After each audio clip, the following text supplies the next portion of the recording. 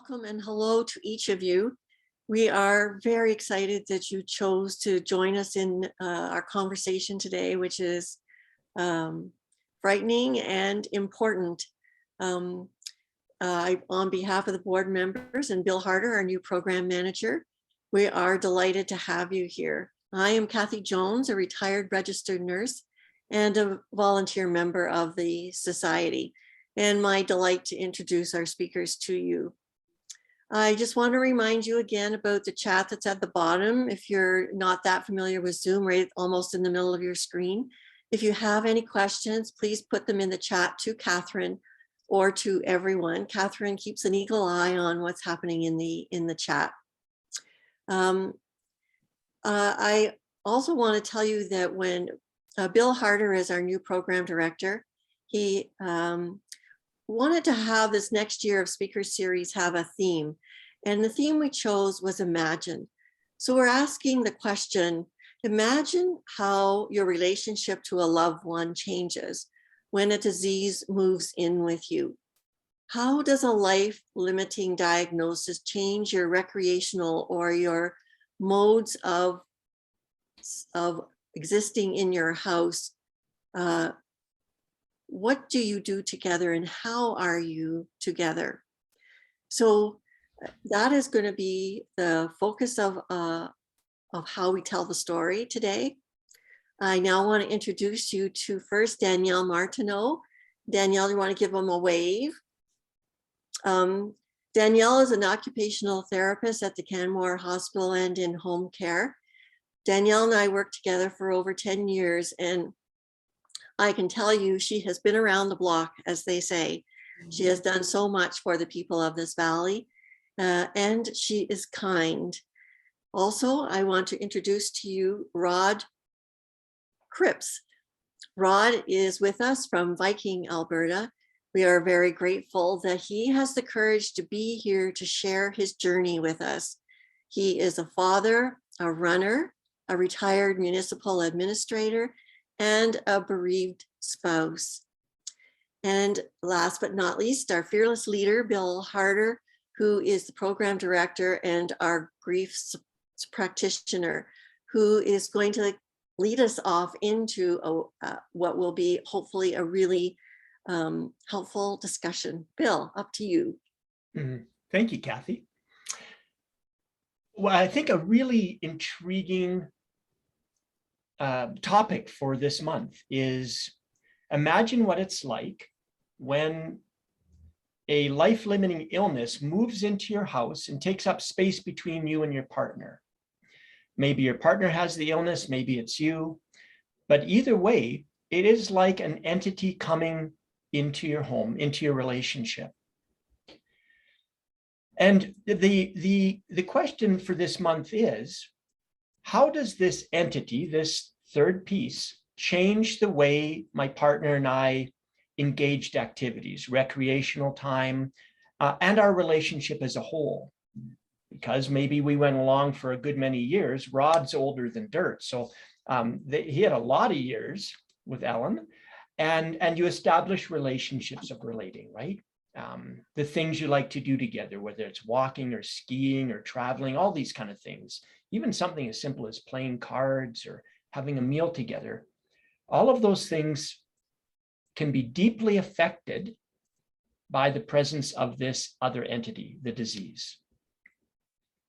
So we're going to bounce back and forth between Danielle and Rod in this kind of living room conversation, Cathy's living room, as it were, as she welcomes us into this space. And I'm going to just start the conversation off by inviting Rod to give us kind of the Reader's Digest version of what happened with him and his wife, Ellen, from the time of her diagnosis I guess, until her death or until now. So whatever pieces of that story you're comfortable sharing, Rod, let's turn it over to you. Well, thank you, Bill. And I'd like to thank you and the group for allowing me to be with you this afternoon and share some of the thoughts that Ellen and I shared. And just to give you a brief summary, Ellen and I were married in 1964, and Ellen nursed for 48 years. She retired in 2010, and I carried on for a few years. And Ellen was always a community person, very private person, and the needs of everybody else always came ahead of hers. I guess because of her makeup and her profession. And so when she developed back pains in 2013 and 14, she said very little about them and just carried on. Her favorite hobby was gardening. She had 3 gardens and was an excellent gardener. I like to think of myself as an excellent go-to person. She would ask me to do things, and I'd go and do things without really wondering why she did certain things, and things just happened to grow, and I knew that was because of Ellen's expertise. So during the time that she developed severe back pains, we went to our doctor here in Viking, had some tests, some blood work, and the blood work unfortunately came back indicating that something was drastically wrong, and we were referred to the Cross Cancer Clinic in Edmonton. Well, that was a very tough experience, and once we got there, of course, we were blessed with many excellent practitioners in that area. And once the oncologist came in to the examining room and started writing things on the whiteboard, we just knew that things were out of sync. From there, Ellen received chemo treatments, radiation, and things got progressively worse. But she never gave up her joy of life, kept on gardening, and we also kept on our life.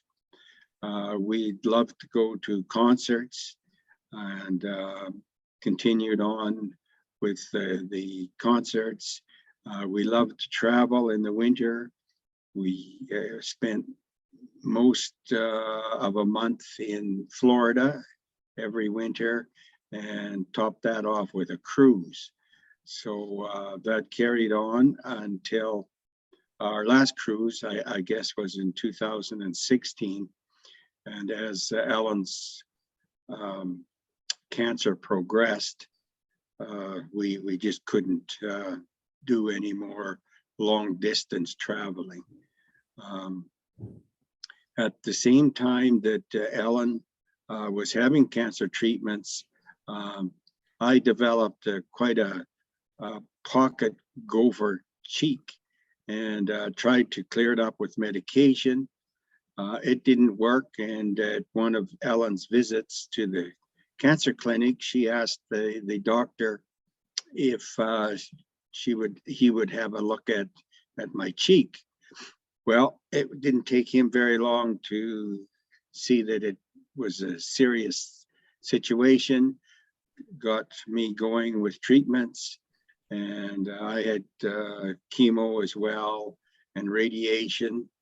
And as I look back at things here, Ellen was fighting for her life with cancer and all the side effects. And here she's more worried about me.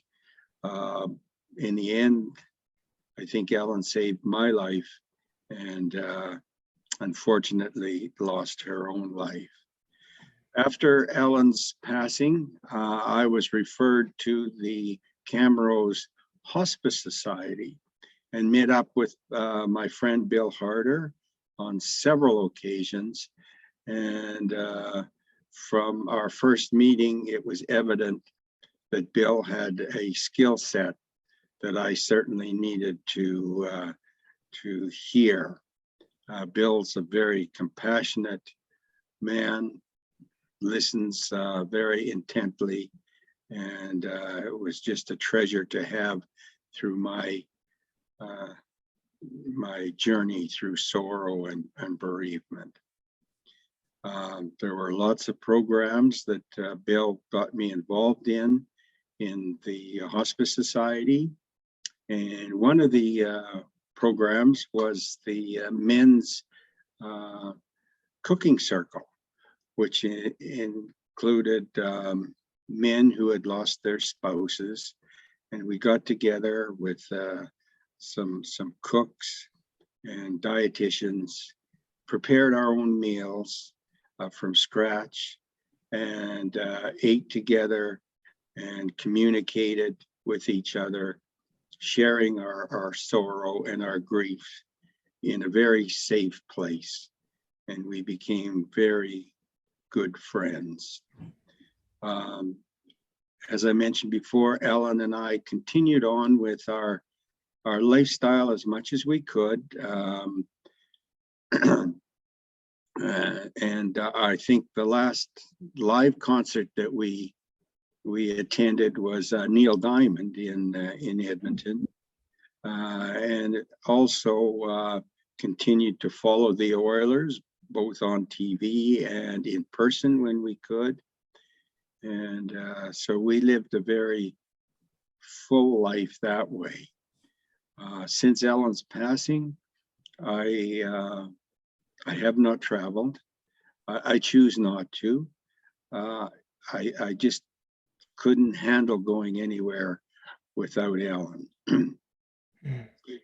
Another thing we did while we were both in treatments at the cancer clinic, we would stop after our treatments at the International Pancake House and have a meal there. And so now every time I pass that restaurant, it just brings me back to so many excellent memories that we had visiting over our meal. Rod, I really appreciate hearing that story again. And you're reminding me of a few things I want to just touch on. Certainly. At what point in her disease progression did it really become evident that you couldn't keep doing the things you had been doing? I guess it was after the last hockey game we attended, and that would be in March, the end of March 2017. And she did very well in getting into the building and getting to our seats. But I could see that this was probably the last time we would see a live event like that. And after that, it just became more difficult for her to carry on, although she did plant a garden, 2 instead of 3, and never gave up, but she couldn't do the harvest. It was just too much for her, and so I had to take that on myself. Her passion as far as recreation was walking. I did some running in my lifetime. She did the walking, and I could never ever keep up to her. Her pace was absolutely fabulous, and I pleaded with her to slow down and give me a chance, but she had that competitive spirit, and that sticks with me today. Yeah, thank you for that. Just as an aside, how many marathons have you run in your life? 33. 33. Oh my goodness. 33 marathons, and he couldn't keep up with his wife. That figures, eh? Yeah. I'm just going to turn our lens over to Danielle for a minute. And we have this, really beautifully told story of Rod and Ellen and how their lives have changed over the progression of this disease. Danielle, in your work, and not necessarily in the context, say, of Rod's story, but just can you share with us a perspective on, as an occupational therapist, some of what you do that supports people's lives as they move through limitations physically with their bodies? Mm-hmm. Yeah, so when we see a person as an occupational therapist, we look at the person as a whole, and we're really person-centered, and looking at the whole person, what's meaningful for them. So what kind of activities they like to do. So Rod, you mentioned about kind of more like leisure activities that your wife loved to do, walking, gardening, those type of things. So those are one aspect of activities we looked at, but also, like the reason we call it occupational therapy is the occupation is self-care, there's productivity, there's leisure, right? So maybe when we see a person at the beginning of their illness, when they're more mobile, what's important at that time for them. So maybe it's doing the gardening. So if, there's back pain and things like that. So how can we adapt the gardening to make it easier for the person to still be able to do those activities that are very important. So just a quick example would be if the gardening, bending to reach is too difficult, then we said, should we build boxes, right? To make it at a high level so there's no bending. So that kind of things we would look at. But then as the disease progresses, unfortunately, those kind of activities becomes more and more difficult. So then it's working with the caregiver to and see how you can help that person achieving again those activities. But the other aspect of life and occupation is also self-care. And as the disease progresses, that's why often we'll see more as we get to a point where we address more, okay, the bathing, the toileting, getting dressed. And, I'll go see a person and sometimes they'll say, it is really important for me to be able to be going to the bathroom by myself. Maybe, the gardening it's not an option anymore.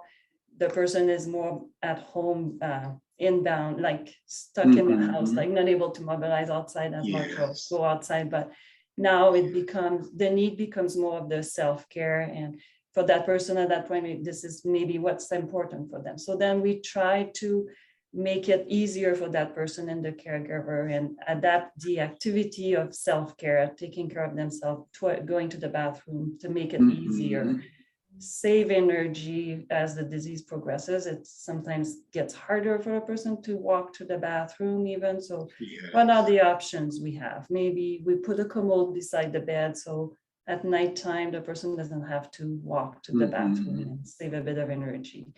So kind of looking at all the activities we do daily, right? So the self-care, then productivity of cooking or volunteering was still important. So it's always assessing what can we do to make that happen, if it's possible, and make it the most meaningful for the person, and really assessing what is the most meaningful for them at that time. And we have to adapt, assess consistently, okay, where are we at now and what's important. Danielle, I have a question for you in that. As you're working with a client or a patient and you see their physical abilities, their mobility reducing, what do you observe about how that affects them emotionally?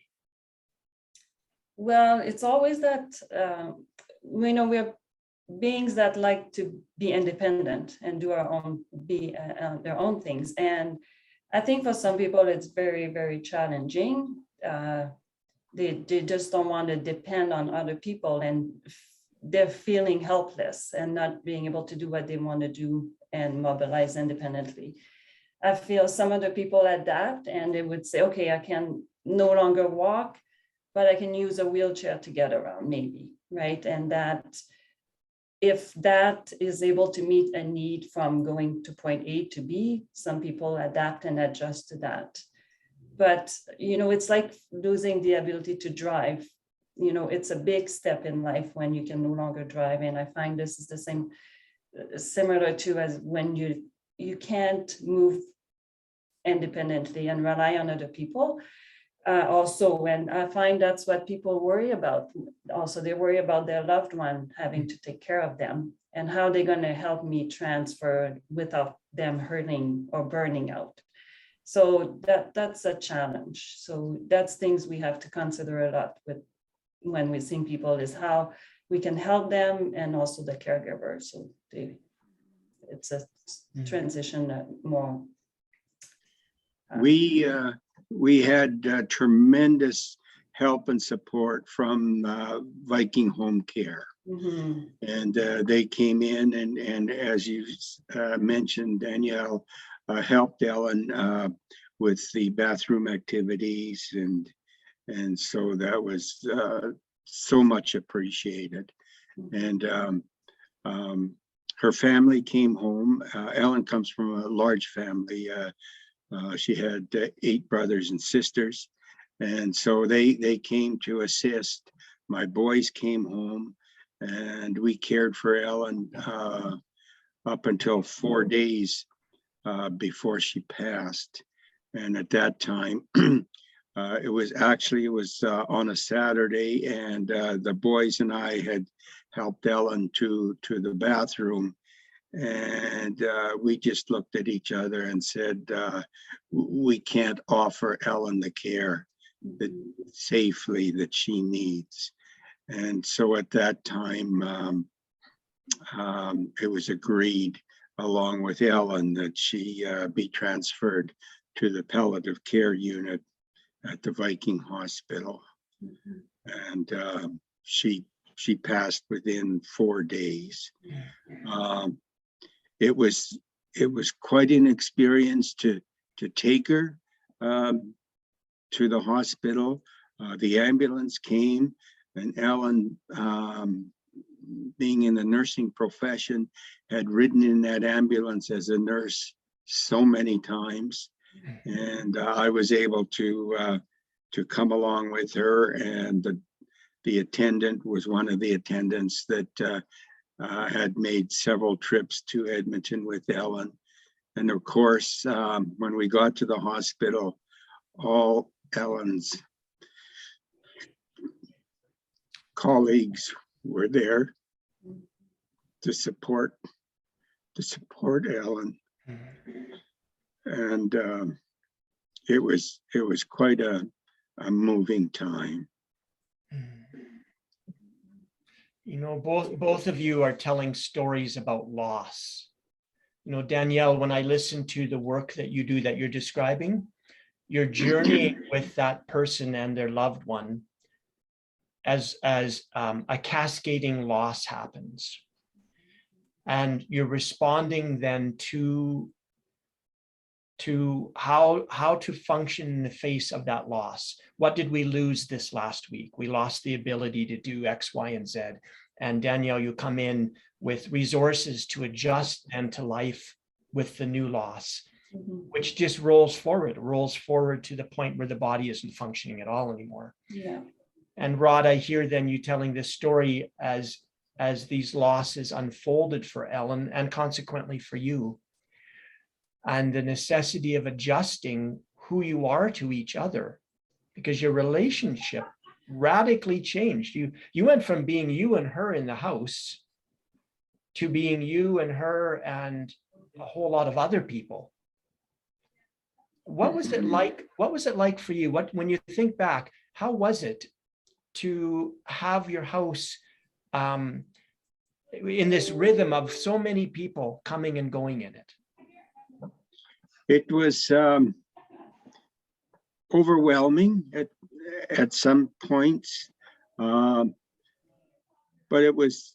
I found it full of so much love from Ellen's family to the home care services that we received, and from Ellen's colleagues dropping in from the hospital.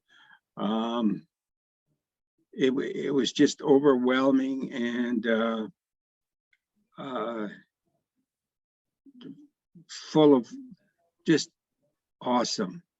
And with, of course, Ellen's occupation, being a nurse for so many years, she knew what to expect, although wasn't excited about the next stages, but she knew more than, say, an average person of what was coming, and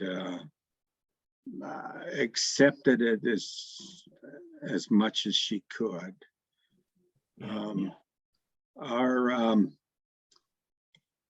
Our recreation activities, of course, ground to a halt, but we did have the memories that we talked about a lot of the time, and our boys were so good in involving us in various trips and holidays, and so it was just comforting to have them around at this time as well. Thank you for that, Rod. Yeah, Bill? Danielle. Oh, go ahead, Cathy. Sorry. Rod, I have not ever had to take this journey that you've had. And I was wondering, how did you and Helen, how do we as humans, do we go through this fully conscious of what's happening? Or do you kind of drift through it, just one foot in front of the other? Or do you see this as a new normal and not thinking about what the end result is going to be? I don't know how I would respond, and I wondered what your take is on how does the human stay in touch with each other going through this? It was quite a shock in one way to find out that Ellen had cancer. But I guess on the other hand, when we looked at it realistically, she had already lost her father and I think 2 brothers at the time of cancer. And so it was always in the back of her mind that this could happen. And we didn't really talk about it a lot until the end. And I go back to when we took our wedding vows, and I know a lot of you folks can relate to this. You're at the front of the altar with friends and family, and you repeat to each other the wedding vows, and through sickness and health, and richer and poorer. And then the last 5 words, till death do us part. We never think of that. You know, that's 60, 70, 80, 100 years from now. And you know, it's just something it's not relevant. And then all of a sudden it is. And as I mentioned, when the doctor started writing alternatives on the whiteboard in the examining room, then it was just overwhelming. And at that time, the ride home was quiet.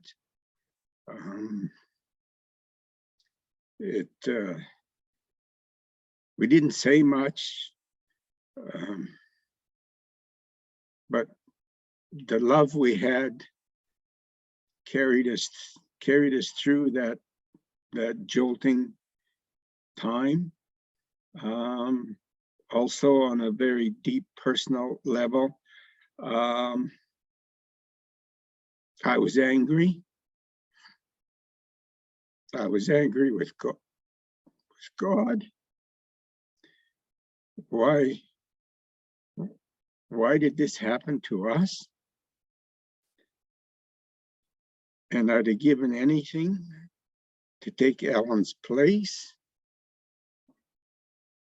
But then Ellen would be in the same position I'm in now. It's a no-win situation. You never forget it. You try and live with it. It's a journey. It's not a destination. Oh, thank you for that. That's very enlightening for us. But still, I sense a lot of courage between you and Ellen, that the human really can muster up, hopefully, to even see yourselves living, that you are still living, which it sounds like you did really, really well by still trying to go to your concerts and games. Yes, very impressive. And thank you for that. You're welcome. Danielle, from the professional perspective, what do you call a win in your day with a patient? What's a success in your world? Well, it's when a need is met, like what's very important for that person today, what's the need, and we find a solution to make it happen. So it sometimes seems very simple, but if it makes a big difference for the person, that's a win for me. And sometimes I say, well, you don't need to be an occupational therapist and set up a raised toilet seat on the toilet to do that. But to me, it makes a big difference. No matter what, the person can get up from the toilet now without so much pain, without needing somebody, maybe, right? It's a win for me when, especially, it's mostly meeting the client's need and what's important for them that day. And one day it's going to be just providing a good mattress because the person can no longer, has to be in bed all the time. But it will prevent pressure sores. It will help them being comfortable. It's a win. So no matter what, it's when we can make the person's life easier to do what they need to do. That really speaks to the heart of the palliative approach to care, which is quality of life. What would change the quality of your life this day? And as you say, sometimes very simple things, but maybe a dramatic and significant piece for that individual. As you were listening to Rod's story, in particular, as he relayed about going to, say, a hockey game, and the last hockey game they went to, are there things like that you can speak into, like where somebody wants to try to continue an activity, but there's something about their mobility or their overall wellness is being limited? Is that a part of the scope of your work? Totally. And I was thinking about that, Rod, when you mentioned that, because I was wondering why it was going to be her last one, if it was related to mobility. Is it because she was walking was too difficult? So in my head right away was like, okay, if we could totally make that happen, if it's just walking, we'll get a wheelchair, and maybe there's a spot at the arena where she doesn't have to go sit in the chair, right? She could just sit in the aisle, those kind of things. Or is it the transfer in and out of the vehicle that is becoming harder? So, and for you maybe to help us get out of the car and things like that. So, I was just thinking about, okay, how, if it's really important, can we make it another game for your wife to go, and how we could make it happen, providing, acknowledging the effort it may take for you and also for your wife. So that kind of things, for sure we will. This is what I love about my job, is that this is, okay, they want to do this activity, how we can make it happen, right? If it's one last time and it's very important, how can we make it happen? A win for Ellen was a shower, of course, and having her hair done. Mhm. And I tried doing her hair a couple of times, and it certainly wasn't my day job. I'd have been fired. But I did the best I could, and Ellen guided me on this and that, and I guess we sort of enjoyed it, although I know Ellen got annoyed because I wasn't doing it right, but we got through it, and it was another time that we were so close together, and I was helping her.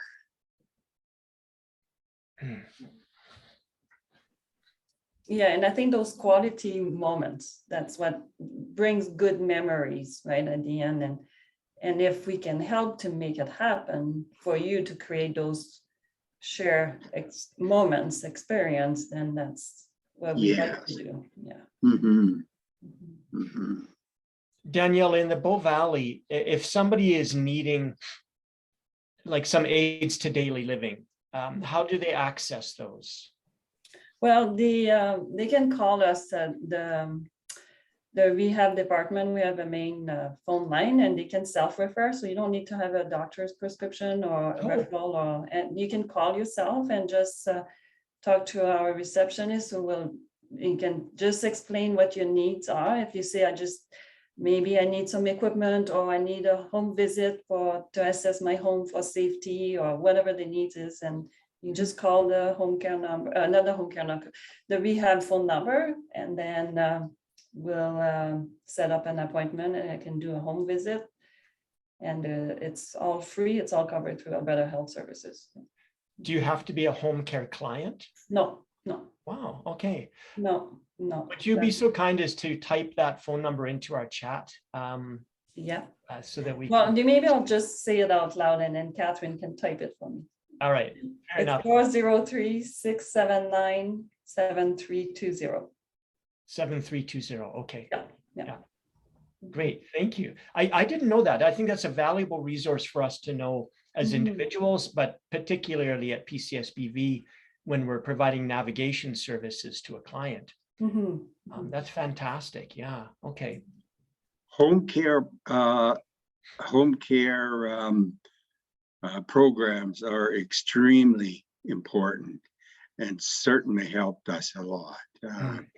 Kudos to the folks that work in those areas. Yeah, for sure. Lori Jokas, you have your hand up. Just unmute yourself, love. Yeah.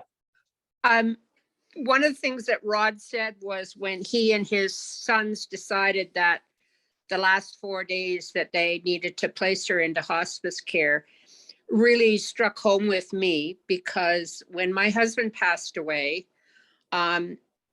he was home, we were home together. And if there's anything that I regret, and I don't regret very much with that journey that we took, but I think that if it was possible to put him into hospice care for those last couple of days, it would have been better for me, because I ended up being his caretaker to the bitter end. And looking back on it, I never had a chance to be there as his friend, as his wife, as as his lover, because I was there as his caretaker to the end. Yeah. Now, for us, it was very difficult because he passed away on the morning of January the 2nd. So as you can probably imagine, that everything was all closed on January the 1st. But if I was to, I would recommend, and I think that, Rod, you did the right thing, even though you may say to yourself, I want to keep her home as long as possible.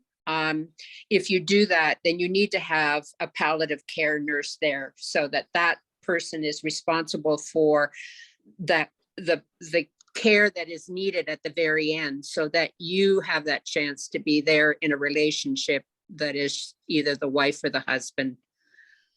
So that would be my recommendation, and applaud to Rod that he did it, even though, you know, in the back of his head, he may regret it. Don't regret it. Thank you. Thank you for that. And I'm sorry for you. I'm sorry for your loss. It's as Bill Harder has mentioned to me several times, we belong to a club that we never ever wanted to be a member of. Mine was completely different because my husband was 61 when he passed away, and we had companies to run and 15 employees. Oh, And boy. so it was, and he passed away at home, and I had staff coming in at 8 o'clock that morning, and he passed away at 2 o'clock in the morning. Oh my. So, you know, so it's a totally different situation when someone that young passes away, and they also, you own your own businesses.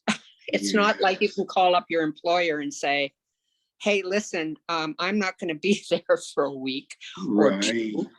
You still have a company to run. Yes. You know, that really brings up the complexity when we look at the root of today's theme. You know, how does the disease change what we do? And when you add into that equation, part of what we do is run a business. And of course, lots of entrepreneurs in the Bow Valley.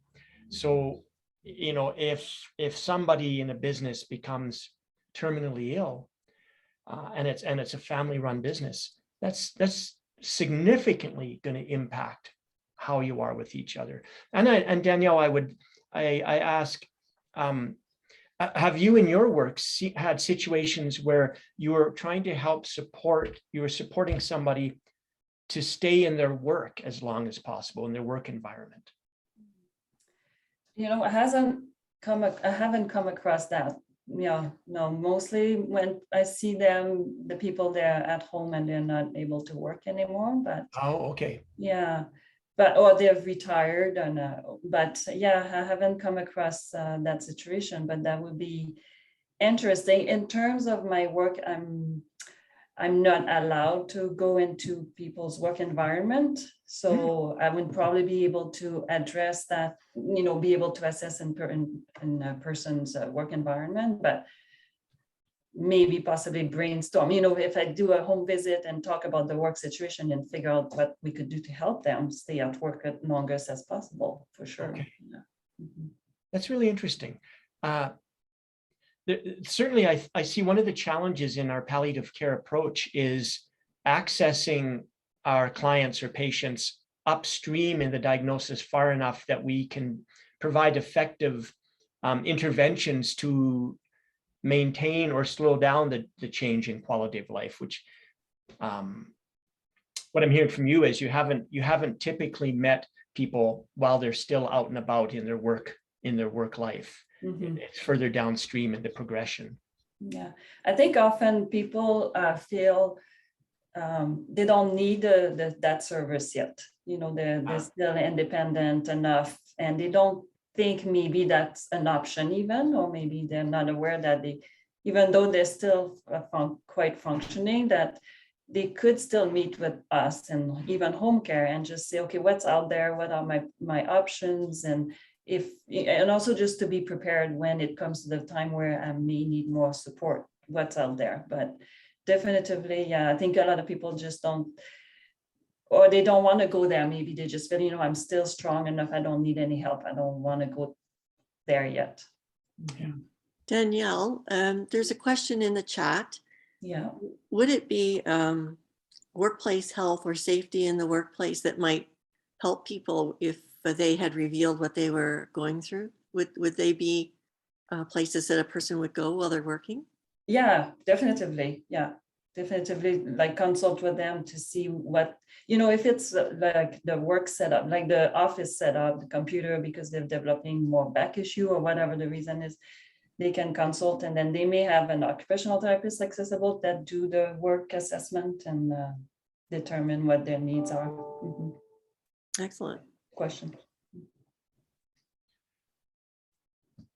Rod, as we're kind of drawing ourselves to a close in this conversation, looking back on your story with Ellen, and especially in that last year when her health really declined, is there anything that you would recommend to us if one of us ends up going through this situation with our spouse? Do you have a word of guidance or advice? Just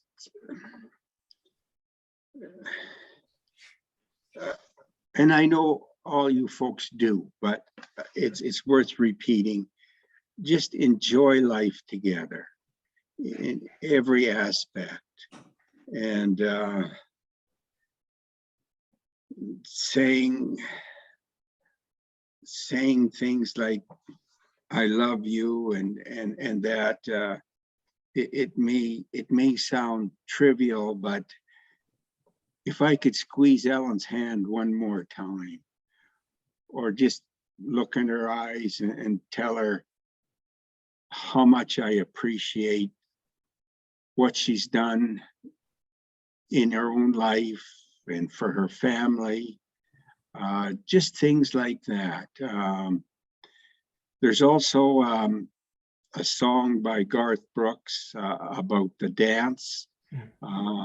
And if I can't repeat it right now, but it's if he hadn't had the dance, if he hadn't had the pain, you wouldn't have had the dance. Yeah. Right.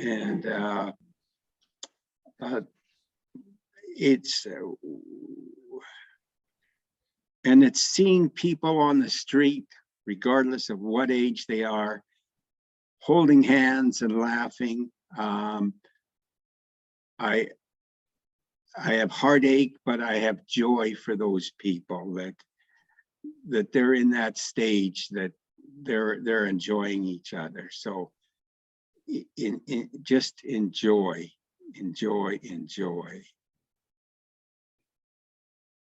Appreciate that, Rod. Yeah. And we'll take that up earnestly, those of us with a partner in life or a loved one.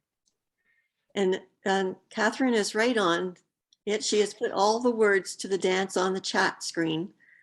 And they are beautiful words, Rod. Thank you for reminding us of that. I want to add one more thing. The first about the one that we've lost is their voice. And I made my husband sit down when we were at the cottage and just make a recording to talk about his philosophy and things that he thought of. And it was maybe about 5 or 6 days, but it's amazing how much that means to me in days when I'm thinking back, or I'm not, I'm a little bit down, because we can remember what they look like, but we forget what they sound like. And Excellent. And so down the road, at some point, if you can get a hold of a tape recorder, and you can record them talking about anything about their childhood or their philosophy or poems that they like, or movies that they like, any kind of thing like that, then you have that to play back afterwards to remember what their voice was like. That's a lovely suggestion. Very, A bit old school. Now we don't need tape recorders. Everybody's cell phone has a digital recorder built into it. And so it does make it really convenient and easy for us to do that kind of dignity therapy or heritage work. Yeah, that's great. But you got to remember to save it. Yeah, that's wise to save it. Absolutely. I'm just conscious of our time. I guess we go back to Cathy. Any closing comments from the living room? We just have one more comment from Susan Flynn on the chat. Thank each of you for this time together. Rod's sharing was especially meaningful. So I would like to thank especially Rod and Danielle for joining us. Danielle, as always, you are knowledgeable. You don't just have information, I love the saying, we have information, but how do you turn it into knowledge, which you have done brilliantly and with, again, with full kindness, I know. And thank you so much for sharing with us. And Rod, for you, you are an inspiration, I have to tell you. And certainly given us, again, some knowledge, not just the information, but the know-how of from, even if it's from hindsight, it's very valuable to us for you to have had the courage to share this with us, and so many little points that we can each take with us for when it will be our time, because it will someday. We don't escape it, unfortunately. We will be joining your club, and thank you so very much for sharing your inspiration and knowledge. And Bill, of course, to our fearless leader, thank you so much for bringing this first of our speaker series for 2022. Yeah, indeed. And let's close off with just a couple of announcements then about upcoming programs. There is a grief support walking group that meets in Canmore every Wednesday afternoon at 1:30. I'll be heading there shortly at the Camrose Rec Center. And anybody's welcome to join, 18 and over. It's drop-in. There's no fees. Meet at the front entrance. Yeah, Cathy? You're in Canmore. Oh, did I say Camrose? Oh my gosh. Thank you. It's a slow progression. It is. At the Canmore Rec Center. Don't go to Camrose. You won't be there. 1:30 every afternoon and every Wednesday afternoon. Starting up this coming Monday in Banff, Alberta, at 10 a.m. at the Fenlands Rec Center in Banff is their grief support walking group. So 10 a.m. at the main entrance of Fenlands every Monday morning. And then finally, starting next Tuesday evening, every Tuesday evening, 7 p.m. by Zoom, is a drop-in grief support group. There are no fees. Anybody 18 and over that would appreciate co-mentoring and co-support through a support group is welcome to join. Just email me to get the Zoom link for the Tuesday evening gathering. And that will run indefinitely at this point. We'll see what kind of uptake there is. So 3 grief support opportunities coming up, as well as accessing our volunteers, several of them in our call today. And our client care volunteers are available to support you if you are lonely, grieving, if you have a diagnosis of a life-limiting illness, or if your family member does, and you would appreciate in-home emotional, social, soulful supports. And so if you want more information on this, or somebody in your life might appreciate it, no referral necessary. You can phone me directly and I will tell you more about it and the possibility of connecting. I think that's me. Catherine Keel, thank you as always for your brilliant support. And I'm sure Cathy Jones, you must have the last word to send us off. Okay, I hope you all have a wonderful day and you tell somebody that you love them, just like Rod asked us to. Have a good day. Thank you. Thank you, Cathy. Thank you.